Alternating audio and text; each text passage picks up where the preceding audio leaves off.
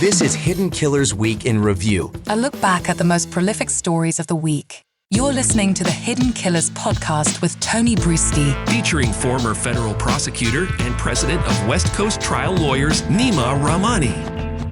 We've been asking the question for quite some time. What's next in the case against Chad Daybell, Lori Vallow Daybell? Are they going to stick together? Are they going to keep the same story going every single case? Or is something going to happen? Is Chad going to flip on Lori? Is Lori going to flip on Chad? Well, we got the answer to that just the other day. Chad has officially flipped on Lori, saying that she manipulated him with offering sex, offering all sorts of other manipulative techniques, and that Chad was just pretty much a victim of Lori, all in an effort to avoid the death penalty. Nima Rahmani joining us, former federal prosecutor and president of West Coast Trial Lawyers Association. Are you surprised? I'm not surprised. When you're handling death penalty cases as a defense lawyer, what you're trying to do is keep your client alive.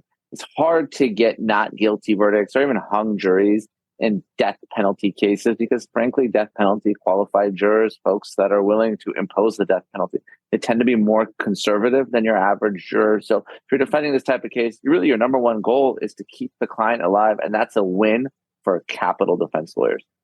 Do you think that it would have gone that way had, in the Lori Vallow case, had the death been thrown off the table fairly close to the actual start of the trial? Had that still been on the table, do you think they would have gone that direction? Maybe not. And going back to the Lori Vallow case, her lawyers won before the trial started, of course, because the prosecution really dropped the ball, didn't comply with their discovery obligations, and the judge took the death penalty off the table. It's really the cardinal sin. Obviously, I'm going on a little rant here as a former prosecutor, but your number one job is to make sure that you don't convict an innocent person and pursue justice. But number two is comply with your discovery obligations. Turn it over to the defense. So really pisses me off. And this is one of the things that, defense lawyers point to. And they say, listen, prosecutors, they're withholding evidence. So setting that aside, once Lori Vallow was just facing life and she ultimately got life. I mean, she was really free rolling there. I mean, she really didn't put up much of a defense, no defense at all. Yeah. And, she gave this rambling sort of statement at sentencing. But, going back to your original question, Tony, I really thought she would point the finger at Chad because Chad is the cult leader, right? I mean, she's a woman. And a lot of times I think jurors are probably more susceptible to the notion that, a woman will be controlled by a man as opposed to vice versa. I think Chad is going to have his work cut out for him in this case. How do you think this is going to play? Because this is going to be a very different trial now than Lori Vallow's. A lot of us were wondering, is this going to be the same thing over and over? Apparently not. We're going to hear a whole different side to this and probably more about Lori than we ever expected to know. Yeah, so when you're talking about these cases, you oftentimes will see lawyers do one of two things. Go for the not guilty, right? Dig your heels in, put up a substantive defense. Or sometimes it's just all about mitigation. I mean, we saw this recently with Nicholas Cruz, a Parkland school shooter, right? Worst school shooting in U.S. history. He pled guilty to all these counts of murder and attempted murder, and the lawyers just went in for mitigation, and they won. So, I mean, let's not forget, you got to get 12 out of 12 for guilt, and there are going to be jurors that probably don't have any problem convicting Chad Daybell, but maybe they, are going to hesitate or have pause, if they don't know, hey, who really, dismembered and killed JJ and Tylee and burned the corpse and did all these horrible things. Because let's not forget, the prosecution's theory is that, they both did it. And frankly, they don't have to prove who did it, to convict of the conspiracy, right? I mean, they work together. But for the death penalty, maybe a little tougher. Chad can really put some doubt in there. Maybe, I could pick off one or two jurors and save his life. It's going to be very interesting. I wonder if the death penalty will be on the table once we get to trial. Do you think that the hearing that's coming up on the 29th, do you think he has a chance at them taking that off the table with Chad's story that he was manipulated? I don't think so. I think it's more of a question for the jurors, but they do raise one interesting argument because during Lori's trial, the prosecution was concerned that the jurors might think this was all Chad. So they really emphasized Lori's role in all this and said she was an active participant. So now when the defense and the Chad case is doing is saying, well, look, in that previous trial, the prosecution said that this was all Lori, so, this is an inconsistent type argument. Now they're trying to put Chad to death as the ringleader.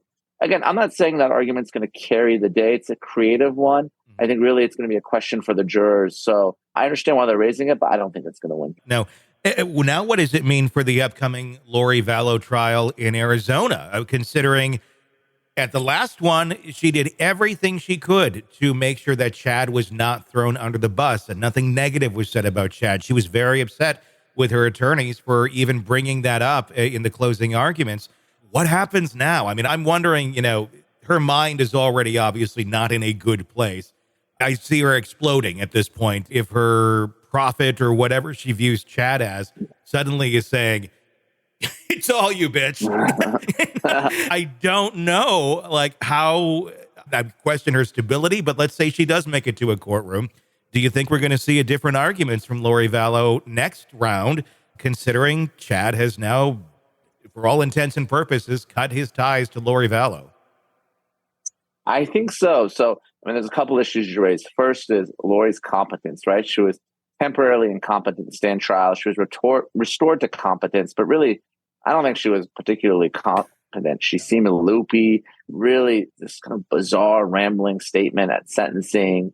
Clearly didn't want her lawyers to put up frankly, the best defense that she had, that this was all Chad and she was along for the ride, maybe as an accessory or maybe even some type of co-conspirator, but certainly not the more culpable party, not a principal in the case. Yeah. But like you said, Chad's trial is going to be very different because Chad and his lawyers have asked for there to be cameras in the courtroom. That's something that Lori didn't want, the prosecution didn't want, and the judge went along with it. But now you have Chad Daybell asking for cameras. So the entire world is going to be watching Chad Daybell's trial, including Lori Vallow. So if he starts pointing the finger at her, she may be singing a very different tune. She may fall out of love real quick, and we'll see. Frankly, is it going to have any impact on the Arizona case? Not really, but we may see a very different trial strategy for Lori Vallow in that case. Because listen, she's going to die in prison one way or another, and I understand why you prosecute the Arizona case. You got murder victims, but she may come out swinging and not hold the line like she did in Idaho. I would wonder at this point, and I would hope, honestly, that wherever she's at right now, that she is on suicide watch, because this sort of news, like I said, I can't imagine how that's being processed in a mind that already doesn't process things correctly. Yeah, it's one of the most horrific cases I've covered in 20 years. Killing your own kids, burying them in your backyard, one of whom has special needs, frolicking in Hawaii. Just terrible facts, just terrible people. Again, my heart breaks for those kids and anyone that had the misfortune of having to run into Lori Vallow and Chad Daybell. Want to listen ad-free?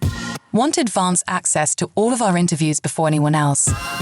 Become a True Crime Today Premium Plus subscriber on Apple Podcasts. You get every episode commercial-free, so you can binge on true crime until you can binge no more. Search True Crime Today Premium Plus on Apple Podcasts now, or go to our podcast page and sign up now. More of the Hidden Killers podcast next.